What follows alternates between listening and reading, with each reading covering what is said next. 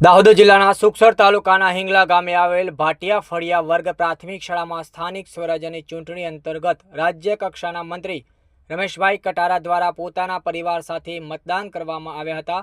તેમણે લોકશાહી પ્રત્યેની પોતાની જવાબદારી નિભાવી મતાધિકારનો ઉપયોગ કર્યો હતો।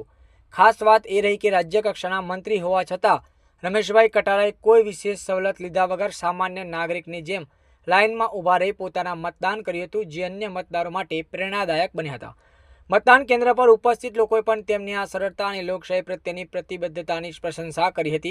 आ प्रसंगे तेमणे जणाव्युं हतुं के स्थानिक स्वराज्यनी चूंटणी देशना लोकशाही तंत्रनुं महत्व अंग छे अने दरेक मतदारे पोताना मताधिकारनो उपयोग करवो जोईए।